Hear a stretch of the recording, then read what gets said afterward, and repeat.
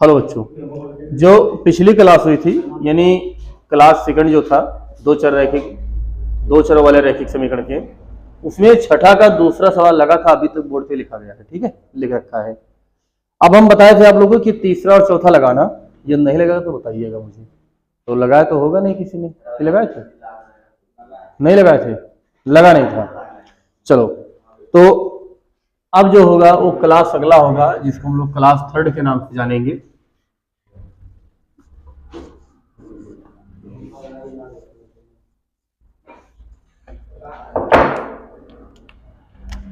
आज 8 तारीख है ना,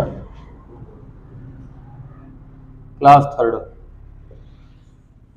ये लेसन 3 का 3A का क्लास थर्ड है, ठीक है। इसमें छठे का तीसरा और चौथा लगवाना था। चलिए अब हम तीसरा लगवाने, तीसरा देखते हैं क्या होगा, या छठे का चौथा लगवाने, तीसरा आप लोग लगा लीजिएगा। छठे का चौथा है, वो दे रखा है 2x माइनस 2y माइनस 2 बराबर 0। दूसरा समीकरण लिखा है 4x माइनस 4y माइनस 5 बराबर 0। देखो बाबू, यदि हम a1 की बात करें तो 2 है, इसको b1 मान ले और इसको a2 b2 और c2। अब हम पहले a1 बटा a2 निकालेंगे। a1 बटा a2 जो है वो 2 बटा 4 कट कर देंगे तो 1 बटा 2 आ जाएगा। फिर हम निकालेंगे b1 बटा, b1 का मान -2 और b2 का मान -4। 2 एकम 2, 2 दूनी 1 बटा 2 आ गया। अब हम फिर निकालेंगे c1 बटा c2। c1 का मान -2 -5, 2 से 2 खत्म, कितना आ गया 2 बटा 5। अब हम ये देख रहे हैं कि a1 बटा a2 जो है ये बराबर है किसके, but not equal to c1 बटा के बराबर नहीं है। अगर ये हालात है तो दोनों रेखाएं क्या थी, समांतर थी। बोलो, तो दोनों रेखाएं क्या होंगी, और असंगत होंगी। नो सॉल्यूशन, कोई हल नहीं होगा, ठीक है। आया समझ में, क्लियर। ये छठे का चौथा था, तीसरा आप लोग लगा लीजिएगा। अब हम छठे का सातवें की ओर चलते हैं। सेम टू सेम टाइप का सवाल है। पहले सुनिए, लिखा है अनुपातो a1 बटा a2 कावा b1 बटा b2 तथा c1 बटा c2 की तुलना करें। ज्ञात कीजिए कि निम्न रैखिक समीकरणों के युग्म संगत है या असंगत। केवल हमें यह पता करना है कि संगत है या असंगत। तो संगत असंगत कब होता है, जब रेखाएं समांतर होंगी तभी असंगत होगा, वरना संगत ही होगा, ठीक। तो सातवें में 4 सवाल है, आप जो कहे वो मैं 2 चेक करके बता दूं। बोलो, अब आप लोग की इच्छा कह रही है कि पहला चेक कर दें और चौथा चेक कर दें, तीसरा और चौथा कर दें। हमारा मन ये कह रहा है कि आप लोग का मन कह रहा होगा कि तीसरा और चौथा लगवा दें। बोलो, यही कह रहा है क्या, नहीं कह रहा है, झूठ बोल रहे हो। तीसरा चौथा ही कौन सा, चलिए देखते हैं तीसरा और चौथा क्या होगा। नोट हो ही गया होगा, नोट हो गया, चलिए नोट कर लीजिए, नोट करो।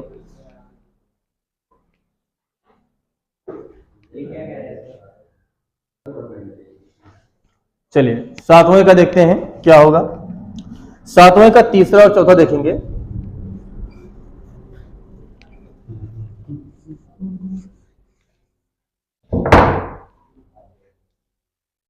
सातवें का तीसरा,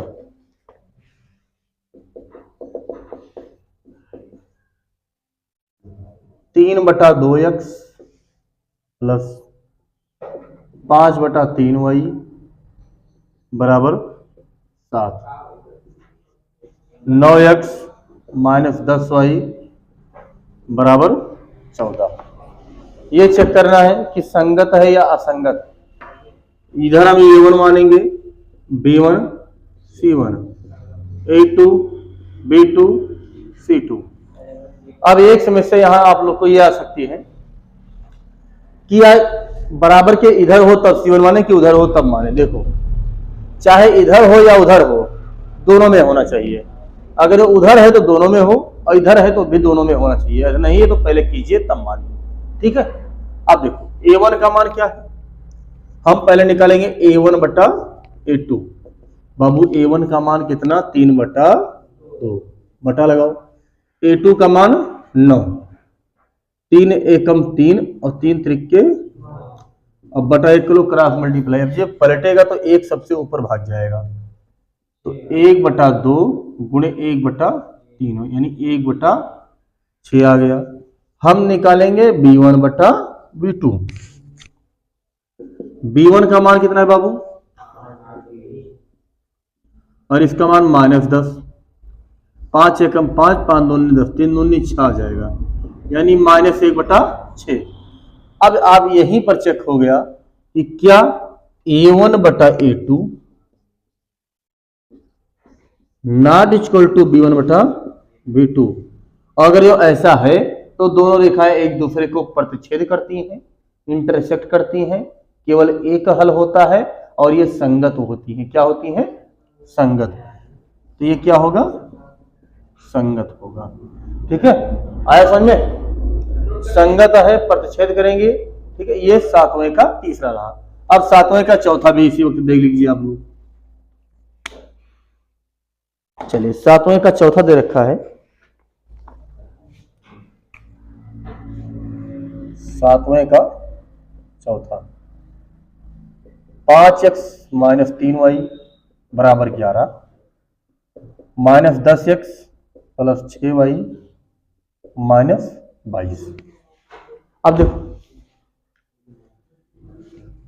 A1 B1 C1, A1 B1 C1, A2 B2 C2। अब देखो A1 बटा A2 निकालेंगे, A1 का मान 5 और A2 का मान -10 आ गया, -1/2। B1 बटा B2 निकालेंगे, B1 का मान -3, इसका मान 6, 3 एकम 3, 3 दूनी 6, यानी -1/2। अब हम C1 बटा C2 की ओर चलेंगे। यदि ये दोनों बराबर आ जाए तब चेक करना है, उसके पहले नहीं चेक करना है। हमने यहां देखा जैसे बराबर नहीं था तुरंत मालूम चल गया कि ये प्रतिच्छेद करेंगे, पहले कंडीशन होगा, जो कि इसके पहले वीडियो में क्लास में पढ़ाया गया है, ठीक है। अब देखेंगे कि ये दोनों बराबर आ रहे हैं, तब हम तीसरा चेक करने की कष्ट करेंगे, वरना चेक करने की कोई कष्ट में जरूरत नहीं है, ठीक है। C1 का मान 11 और C2 का मान -22, ये भी -1/2 आ गया। अरे यार, यहां हमें क्या दिख रहा है कि 3 के तीनों A1 बटा A2 बराबर है B1 बटा B2 के, बराबर है C1 बटा C2 के। और एक ऐसा है 3 के तीनों बराबर है तो क्या होता है, संपाती होता है। क्या होता है, संपाती होता है। अनंत हल होंगे, कितने हल होंगे, अनंत हल, अनेक हल होंगे, और ये संगत होंगी। क्या होंगी, संगत होंगी, ठीक है। आया समझ में, बोलो। ये 7वां का रहा। अब 7वां में 2 सवाल हमने आप लोग के लिए छोड़ा है, ठीक है। आप लोग लगाइएगा, नहीं लगेगा तो बताइएगा, लगवा देंगे, ठीक है। लेकिन वैसे अगर ये समझ में आया होगा तो लग जाएगा। अब देखिए, अच्छा अभी ना देखो, अभी इसको उतारो तब हमें बाद में देखिएगा, ठीक है। नोट करो।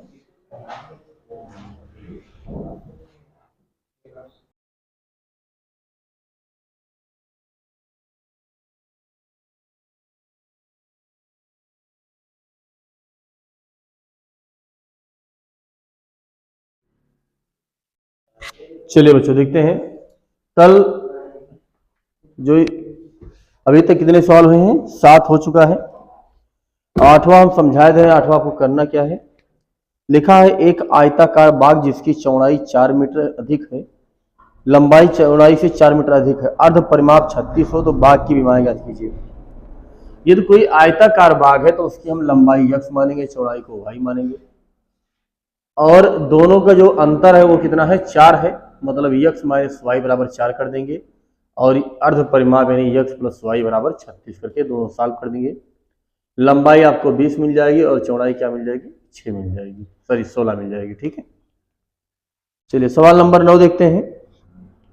लिखा एक रैखिक समीकरण दे रखा है और दो चरों में एक ऐसी और रैखिक समीकरण लिखिए ताकि प्राप्त युग्म ज्यामितीय निरूपित जैसे हो। जैसे समझिए सवाल 9 नंबर कह रहा है कि एक समीकरण दे रखा है 2x + 3y - 8 बराबर 0। पहला कह रहा है कि एक समीकरण अपने तरफ से ऐसा लिखिए कि जो कि इसको प्रतिच्छेद करे। क्या करे? प्रतिच्छेद करे। तो प्रतिच्छेद कब करती थी? जब a1/a2 not equal to b1/b2 था। यानी ऐसा समीकरण लिखें कि ये दोनों बराबर ना हो उसका। तो ऐसे करो, यहाँ 2 है ना, तो आप 3 डाल दीजिए, तो लिख देंगे 3x + 2y - 8 बराबर 0। बोलो, अब देखेंगे कि 2/3 आ रहा है, यहाँ 3/2 आ रहा है, मतलब a1/a2 b1/b2 के बराबर नहीं। साइन कहाँ चेंज हुआ है?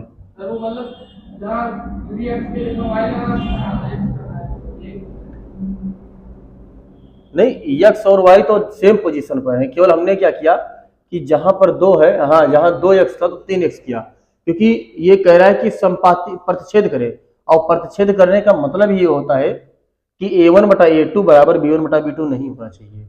तो अब हम इसको ये 2 लिख देंगे तो दोनों का अनुपात बराबर आ जाएगा? नहीं आ जाएगा। और हम चाहते हैं कि ना हो, तो सबसे आसान तरीका यही लिखना।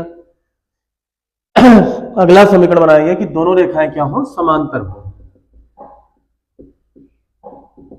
अच्छा, समांतर के लिए क्या कंडीशन थी कि a1/a2 बराबर हो b1/b2 के, लेकिन c1/c2 बराबर ना हो।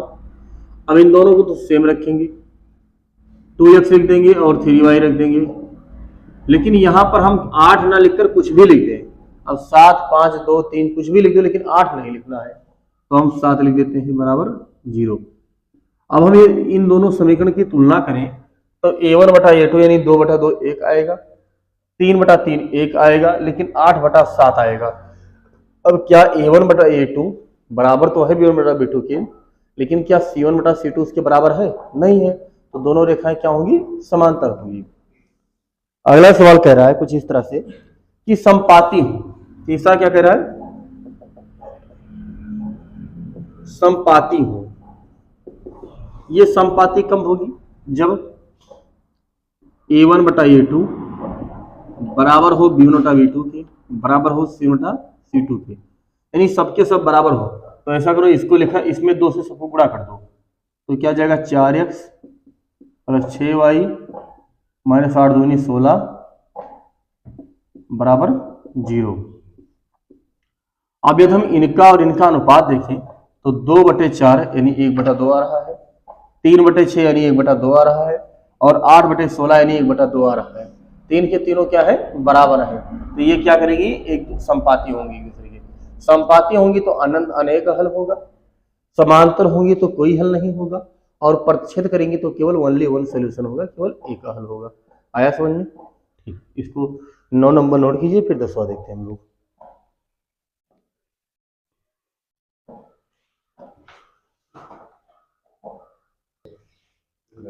देखिए बाबू, 10वां सवाल क्या होगा?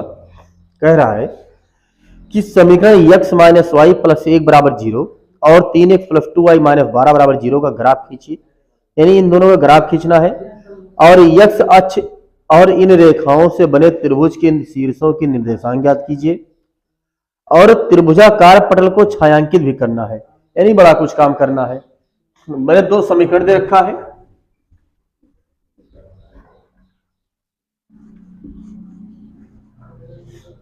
भैया बात ना कीजिए, ठीक है?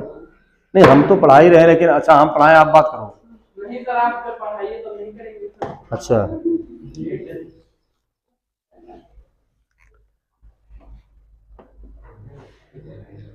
लिखा x - y + 1 बराबर 0, और दूसरा दे रखा है 3x + 2y - 12 बराबर 0। इन दोनों ग्राफ खींचना है। यदि हम इसको y बराबर लिखे तो ये x + 1 लिखा है, और यदि यहाँ y बराबर निकालें तो ये 12 - 3x लिखा है। हम y का मान निकालेंगे तो 6 हो जाएगा, ये 3/2x हो जाएगा। अब यदि इन दोनों ग्राफ खींचेंगे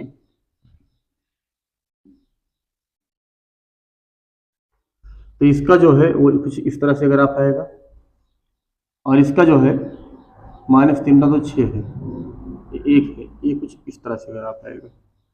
ठीक है, अब ये दोनों ग्राफ इस तरह से बनेगा। अब कह रहा है कि दोनों का प्रतिच्छेदन बनेगा, ये ग्राफ इसका है और ये वाला इनका है। ठीक है, कह रहा है ये सब जितने पॉइंट हैं ये इनको निकालना है। तो इस क्वेश्चन फर्स्ट बनाएंगे और इसको सेकंड में, और दोनों को सॉल्व करके तो ये पॉइंट निकालेंगे, उसके बाद बी निकालेंगे और सी निकालेंगे। अब देखते हैं ये वाला ग्राफ इनका है, तो बी पॉइंट निकालने के लिए यहां पर x अक्ष पर y का मान क्या होता है, 0 होता है। तो y बराबर x + 1 में y बराबर 0 रखने पर, तो जैसे y बराबर 0 आएगा x का मान कितना आ जाएगा, -1। यानी जो ये पॉइंट होगा ये -1 का मान 0, क्योंकि x अक्ष पर y का मान क्या होता है, 0 होता है। अब c वाला इसको कट कर रहा है, तो यहां पर निकालेंगे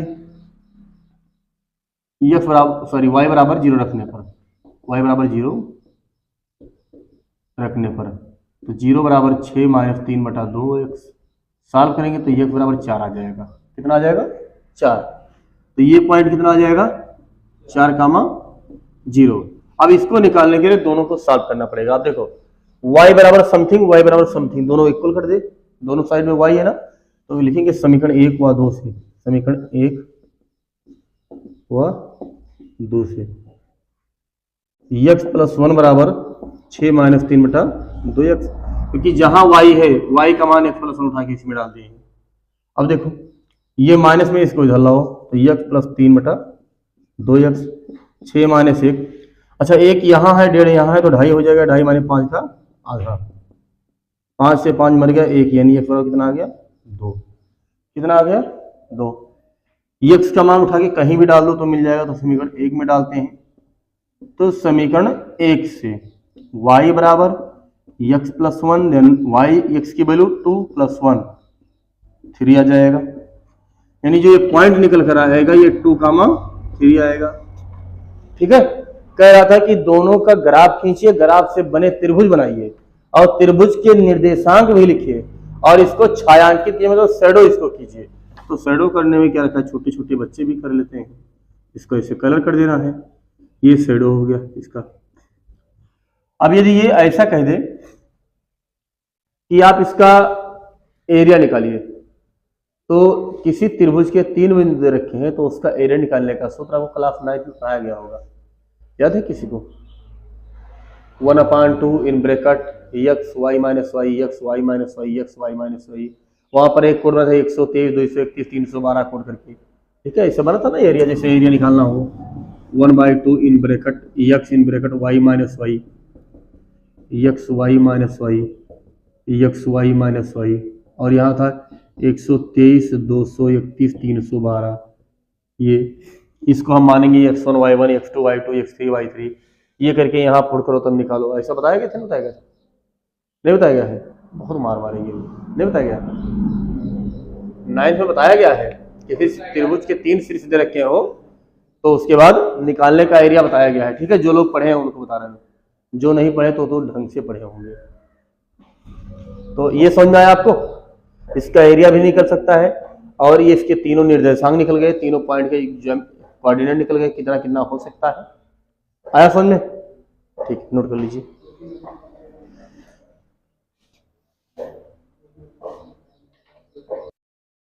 चलिए बाबू देखते हैं 11 नंबर सवाल क्या होगा। उसमें भी लिखा है 2x + y बराबर 4, और दूसरा समीकरण है 2x - y बराबर 4। इन दोनों का ग्राफ बनाना है। ग्राफ बनाने के बाद जो त्रिभुज बनेगा उसके निर्देशांक भी निकालने हैं शीर्ष के, और उसका एरिया भी निकालना है। तो लिखा है 2x + y बराबर 4, और दूसरा है 2x - y बराबर 4। यदि यहाँ से हम y का मान निकालेंगे तो 4 - 2x, और यहाँ से y का मान निकालेंगे तो 4x - 4, इस तरह का आ जाएगा, क्योंकि y उधर जाएगा 4 इधर आएगा तो माइनस में हो जाएगा, और ये 2x उधर भाग जाएगा। अब इन दोनों का ग्राफ बनाना हो तो ये -4 है और ये +4 है। तो जो ये वाला ग्राफ बनेगा, ये -4 अंतःखंड काटता है तो कुछ इस तरह से बनेगा, ठीक। और जो ये वाला ग्राफ बनेगा, ये +4 अंतःखंड काट रहा है, इसको थोड़ा और बड़ा करते हैं और कुछ इस तरह से बनेगा। अब यहाँ पर एक एरिया आप देखेंगे तो एक ट्रायंगल बनना है, एक त्रिभुज बनना है, ये वाला, इसी का सब कुछ निकालना है। अब हम इसको ए मानेंगे, बी मानेंगे और सी मान लेते हैं, ठीक है। यदि इस पॉइंट को निकालना हो, इसको निकालना हो, तो ये वाला ग्राफ कौन है, ये वाला है। तो इसमें हम क्या करेंगे, y, ये y अक्ष पर x का मान 0 होता है, तो y बराबर 4 - 2x में x बराबर 0 रखने पर 0 पुट करेंगे तो y बराबर 4 आ जाएगा। मतलब जो ये वाला पॉइंट मिलेगा वो 0,4 मिल जाएगा। इसको निकालेंगे। अब इस ग्राफ में हम लोग x बराबर 0 रखेंगे तो y बराबर 2 × 0 - 4, यानी y बराबर कितना आ गया, -4। हम देखेंगे कि 0,4 आ रहा है। अब इसको निकालने के लिए क्या करेंगे, दोनों को सॉल्व कर देंगे, समीकरण 1 और 2 को। ये समीकरण 1 है और ये समीकरण 2 है। समीकरण 1 व 2 से, समीकरण 1 व 2 से दोनों तरफ y बराबर कर दिए तो 4 - 2x जो है वो 2x + 4 के बराबर होगा। इसको वहां ले जाएं, 4 को यहाँ लाएंगे, 4 × 4 = 8 हो जाएगा और उधर जाएगा तो 4x हो जाएगा, यानी x का मान कितना आ गया, 2। x का मान यहाँ पुट करेंगे, 2 × 2 = 4 - 0, यानी यहाँ जो पॉइंट आएगा वो 2,0 आ जाएगा, ठीक है। त्रिभुज के तीनों निर्देशांक मिल गए। पहला है 0,4, सॉरी 0 - 4, 2,0, 0,4। अब कह रहा है इसका एरिया भी निकालना है। ये 3 पॉइंट दे रखे हो तो एरिया निकालने का सबसे आसान सूत्र बताया गया अभी आपको, एक ये वाला। लेकिन आप यदि गौर से देखेंगे तो यहाँ पर एक ऐसा त्रिभुज बन रहा है जिसकी ऊंचाई ये होगी, ऊंचाई ये होगी, और ये क्या है, इसका आधार है। क्या है, आधार है। तो एरिया ऑफ ट्रायंगल निकालना हो, एरिया ऑफ त्रिभुज ABC = 1/2 आधार गुणे ऊंचाई, आधार गुणे ऊंचाई। अब बताओ, आधार यहां से ऊपर कितना है, 4, नीचे कितना है, 4। माइनस तो ये बता रहा है कि नीचे डायरेक्शन में है और प्लस बता रहा है कि ऊंचे डायरेक्शन में है। अब ये बताना है कि ये 4 और ये 4 तो टोटल कितना आ जाएगा, 8। तो इसका आधार कितना बन जाएगा, 8।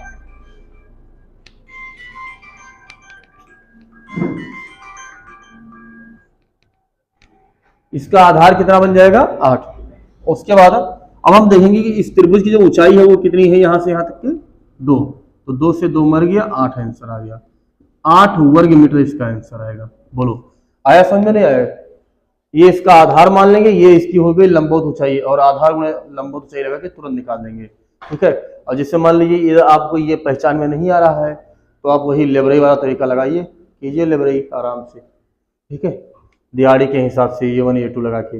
लेकिन जब ऐसे सवाल आए तो तुरंत देखिए, ऐसा लग जाएगा। आया समझ में? चलिए नोट कर लीजिए, फिर हम आगे बता रहे हैं, नोट कीजिए।